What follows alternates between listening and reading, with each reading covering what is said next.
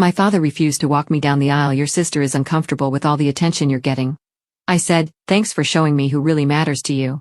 My backup plan made him regret everything, and he lost both daughters. Your sister Olivia is uncomfortable with all the attention you're getting. My father's words hit me like a slap across the face as I stood in the kitchen of my childhood home in Charlotte, North Carolina. I had stopped by after work to finalize the last-minute wedding details, never expecting this bombshell. What are you saying, Dad? I asked, though the sinking feeling in my stomach already knew where this conversation was heading. Donald Hamilton, my father, shifted uncomfortably in his chair, avoiding my eyes. I've been thinking about the wedding, and I don't think I should walk you down the aisle. Olivia feels like you're getting too much attention, and it's making her uncomfortable. She's been really upset about the whole thing. I stared at him, waiting for the punchline that never came. 2 weeks before my wedding day, and my own father was backing out of one of the most important moments of my life because my younger sister was jealous.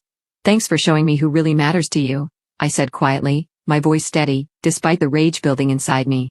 My name is Charlotte Hamilton, and I'm 28 years old. I work as a marketing director for Sundale Financial here in Charlotte, and I've spent years planning what I thought would be the perfect wedding. But apparently, perfect doesn't account for family dysfunction and lifelong favoritism. This wasn't the first time Donald had chosen Olivia's feelings over mine, but I never imagined he'd do it on my wedding day. The man who was supposed to love me unconditionally had just proven that his love came with conditions. And apparently, those conditions included not making his precious younger daughter feel overshadowed.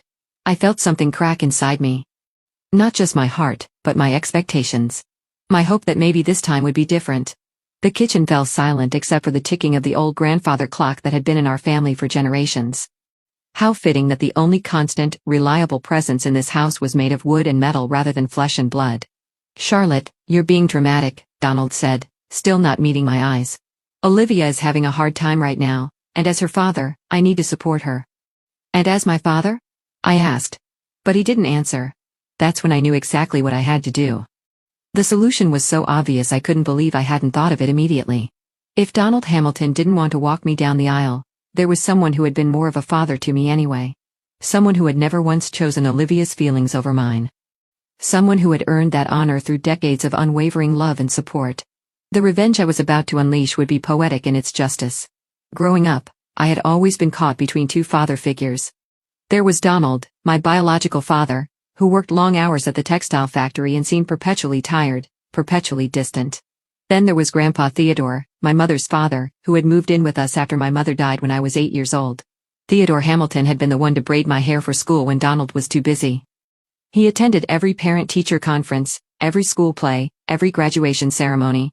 When I had nightmares, it was Theodore who sat beside my bed reading stories until I fell back asleep. When I needed help with homework, Theodore was there with infinite patience. When I got my first job, Theodore celebrated with homemade cake and genuine pride. Donald had always been present physically, but emotionally distant. He showed up to major events when reminded, but Theodore was the one who remembered the little things. He knew I hated mushrooms and loved strawberry ice cream. He knew I was afraid of thunderstorms and that I dreamed of traveling to Italy someday. He knew me in ways that Donald never seemed to notice. The favoritism toward Olivia had started early. She was 5 years younger than me, born when I was still grieving our mother's death. Donald seemed to pour all his parental energy into her, as if making up for something he felt he'd failed to give me. Olivia got the new clothes while I wore hand-me-downs. She got to choose our family vacation destinations while my preferences were dismissed. She got his attention while I got his obligations. But Theodore never played favorites. He loved us both, but he also saw us both clearly. He celebrated my achievements without diminishing Olivia's, and he gently corrected Olivia's more selfish tendencies without making her feel unloved. He was the steady, nurturing presence that held our fractured family together. As I stood in that kitchen, listening to Donald explain why his 23-year-old daughter's comfort mattered more than his 28-year-old daughter's wedding day, I realized something profound. Theodore had always been more of a father to me than Donald ever was. The man who had raised me, supported me, and loved me unconditionally, was sitting in his room down the hall, probably reading one of his history books, completely unaware that he was about to become the star of my wedding day. I pulled out my phone and walked toward Theodore's room. Donald called after me, probably expecting me to beg him to reconsider, to promise that I'd talk to Olivia and somehow make this right. But I was done begging for scraps of affection from a man who had never learned how to be a real father. Theodore was going to walk me down the aisle, and Donald was about to learn what it felt like to be an afterthought at his own daughter's wedding. I knocked softly on Theodore's door, my heart pounding with a mixture of hurt and determination. At 82 years old, my grandfather had slowed down physically, but his mind was as sharp as ever, and his love for me had never wavered. "Come in, sweetheart," his warm voice called out. I found him sitting in his favorite armchair, a biography of Winston Churchill open in his lap. His face lit up when he saw me, the same way it had every day for the past 20 years. This man had never once made me feel like a burden or an afterthought. "Grandpa, I need to ask you something important," I said, settling on the ottoman beside his chair. "Of course, Charlotte. What's on your mind?" I took a deep breath, trying to keep my voice steady. "Would you walk me down the aisle at my wedding?" Theodore's eyebrows rose in surprise, and he set his book aside. "What about your father? I thought Donald was walking you down the aisle." "He was. But he's decided that Olivia's comfort is more important than my wedding day," I said, unable to keep the bitterness from my voice. "Apparently I'm getting too much attention, and it's making her uncomfortable, so he's backing out." Theodore's expression shifted from surprise to something much darker. In all my years I had rarely seen my grandfather truly angry, but the flash in his eyes told me that Donald had finally crossed a line that couldn't be uncrossed. "That boy," Theodore muttered, and I knew he wasn't talking about me. Even at 55, Donald would always be Theodore's disappointing son-in-law in moments like this. "Grandpa, you've been more of a father to me than he ever has," I continued. "You were there for every important moment in my life. You taught me to drive, helped me with college applications, celebrated every promotion at work. You know me better than anyone, and you've loved me without conditions or competitions. Will you do me the honor?" Theodore's eyes filled with tears, and he reached for my hands. "Charlotte, my dear girl, it would be the greatest honor of my life to walk you down that aisle. You are the light of my life, and I have watched you grow into the most remarkable woman. Your grandmother would have been so proud." I felt tears streaming down my face, but for the first time in hours, they were tears of joy rather than hurt. "Thank you, Grandpa. I love you so much." "I love you too, sweetheart. More than you'll ever know." As I hugged Theodore, I heard footsteps in the hallway. Donald appeared in the doorway, his face a mixture of confusion and dawning realization. "What's going on here?" he asked. "Grandpa is walking me down the aisle," I said simply, not moving from Theodore's embrace. The look on Donald's face told me that my backup plan was already working perfectly. The next 2 weeks passed in a blur of wedding preparations and family tension.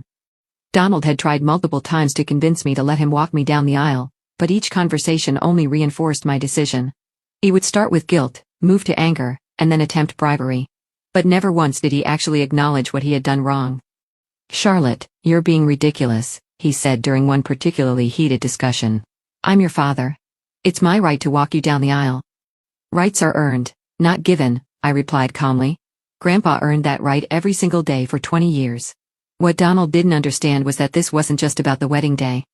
This was about a lifetime of being second best, of having my feelings dismissed in favor of Olivia's comfort, of being treated like an obligation rather than a beloved daughter. The wedding was simply the final straw that broke my willingness to accept his half-hearted love.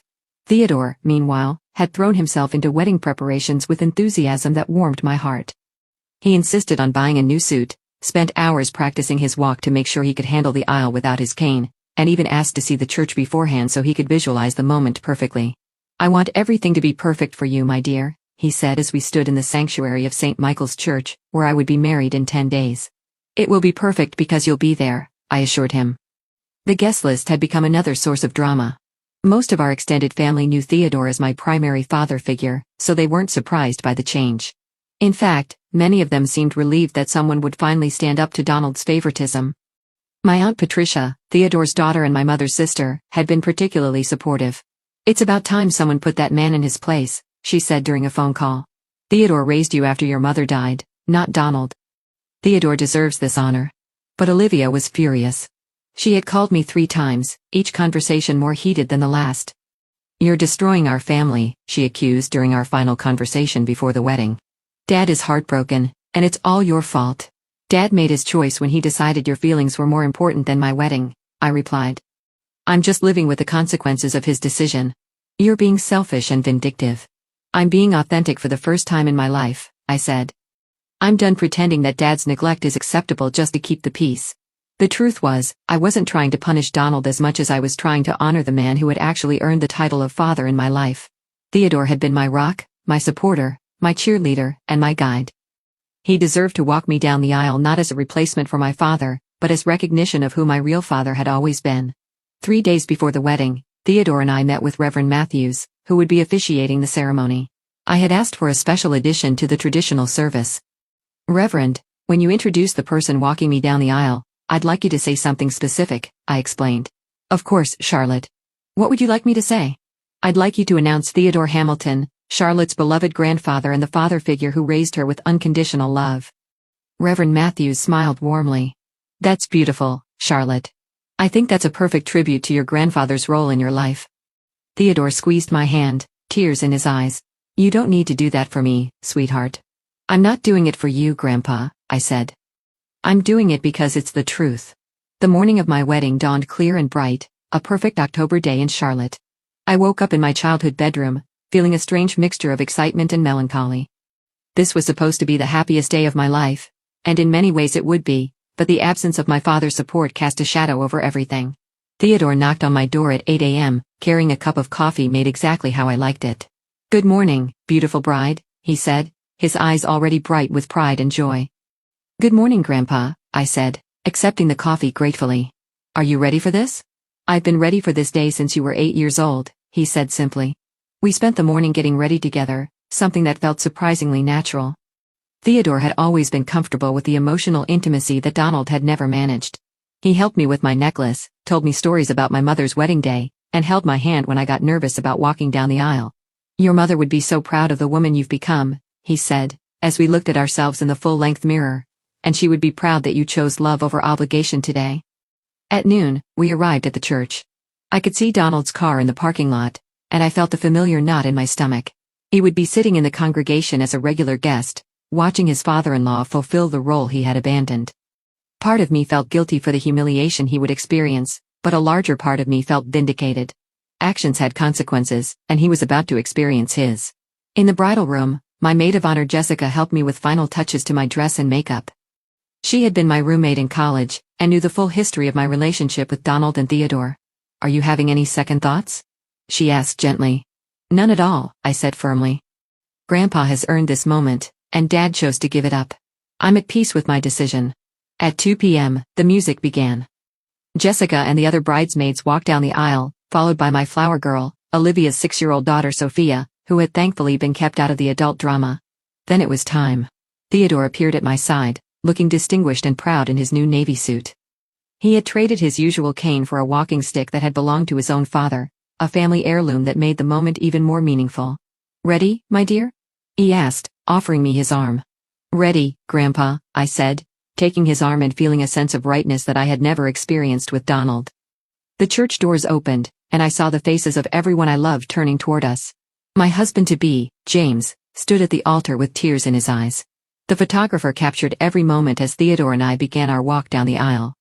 But I also saw Donald sitting in the third row, his face a mask of regret and realization. Olivia sat beside him, looking uncomfortable and angry. They had gotten exactly what they asked for, a wedding day where Olivia wouldn't have to watch her sister receive their father's attention, but they clearly hadn't anticipated how it would actually feel to watch Theodore take the place of honor that Donald had thrown away.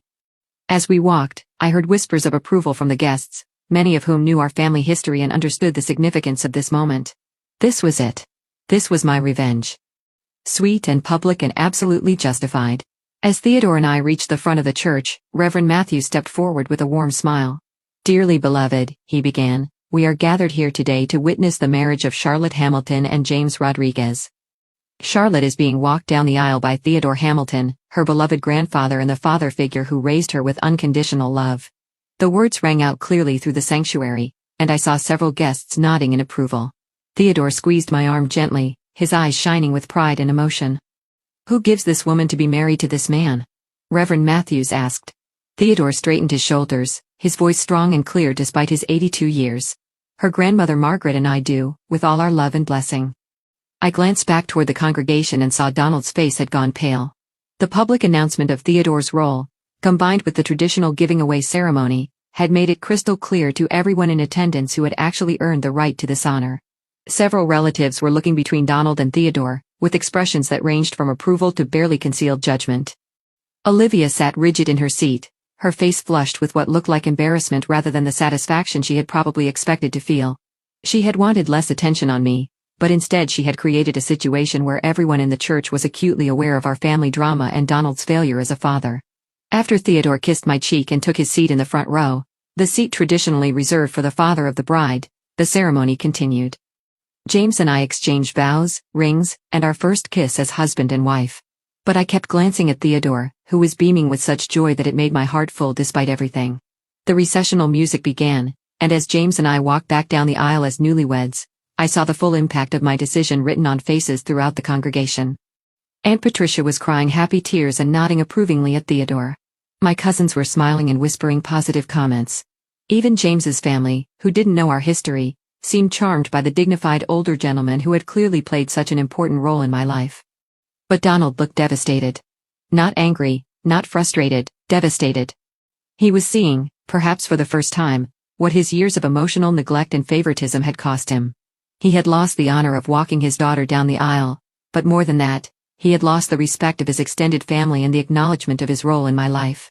Olivia looked like she wanted to disappear. The attention she had been so uncomfortable with me receiving was now focused on the family dysfunction she had helped create. Guests were clearly talking about the unusual arrangement, but not in the way that reflected poorly on me.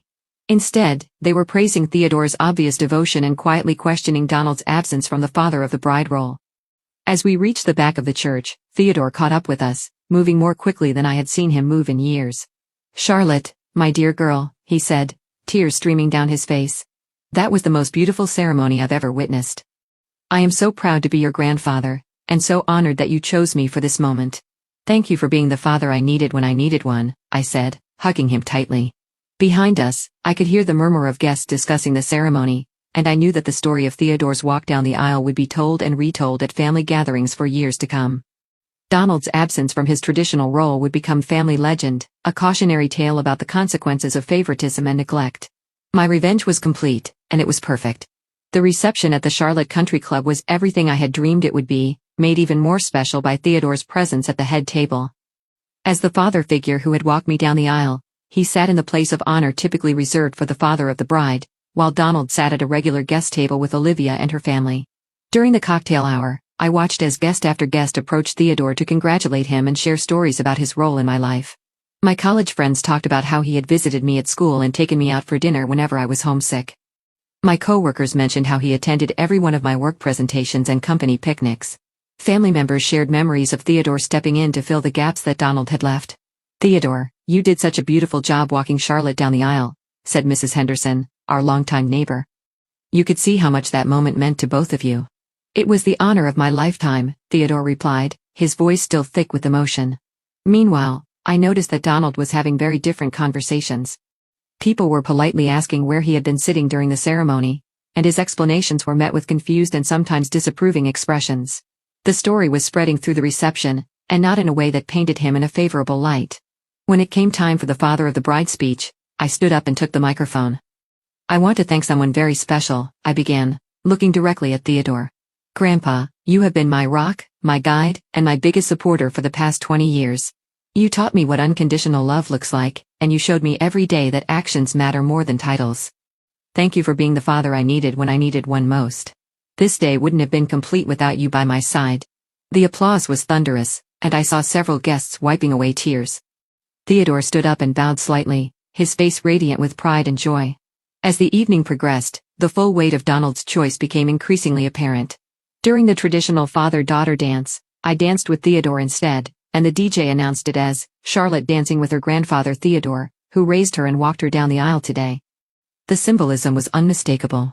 Every tradition that typically honored the father of the bride was instead honoring Theodore, while Donald sat at his table looking increasingly isolated and regretful. Olivia had stopped trying to defend their decision, and was now staring at her plate, clearly uncomfortable with the attention her manipulation had brought to the family dysfunction. After our dance, several other family members approached Theodore to shake his hand and express their admiration for his devotion to me. My great-aunt Helen, the family matriarch, made a point of telling him loudly enough for nearby tables to hear, "Theodore, you've always been the real father in Charlotte's life. Everyone in this family knows that. You earned this honor." Donald overheard this comment, and I saw him flinch as if he'd been physically struck. The public recognition of Theodore's superior claim to the father role was exactly what I had hoped for, but seeing Donald's pain was more complicated than I had expected. I felt vindicated but not cruel. satisfied, but not vengeful. As the reception wound down, Donald approached me hesitantly. "Charlotte, I need to talk to you," he said quietly. "What is it, Dad?" "I made a mistake," he said, his voice barely above a whisper. "A terrible mistake. I should have been the one walking you down that aisle, and instead I let Olivia's jealousy convince me to give up the most important moment I'll ever have with my daughter." I looked at him for a long moment, seeing genuine regret in his eyes for the first time. "Yes," I said simply. "You did." The months following my wedding brought consequences that reached far beyond that single day. Donald faced years of family ostracism when relatives learned he had refused to walk his daughter down the aisle due to his other daughter's jealousy, making him appear weak and favoritism-driven to extended family who had always respected my independence and achievements. Olivia lost her sister's love permanently when I realized that her selfishness had cost us both our father's presence at the most important day of my life, leading to complete estrangement between us that would last for years.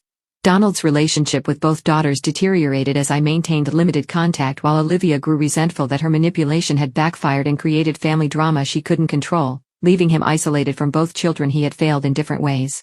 Theodore became the acknowledged patriarch of my new family, present for every milestone and celebration, while Donald was excluded from future grandchildren's lives and major family events, having proven through his absence that titles don't make fathers. Presence and love do. I smiled as I looked through my wedding photos months later, seeing Theodore's radiant face as he walked me down the aisle, surrounded by family and friends who celebrated our bond without reservation, understanding that Donald's rejection had revealed which relationships in my life were built on unconditional love rather than conditional approval. Sometimes losing a disappointing father helps you appreciate the people who truly deserve the title, and I learned that the most satisfying revenge isn't always about punishment. Sometimes it's simply about choosing to honor the love that has always been there, waiting to be recognized.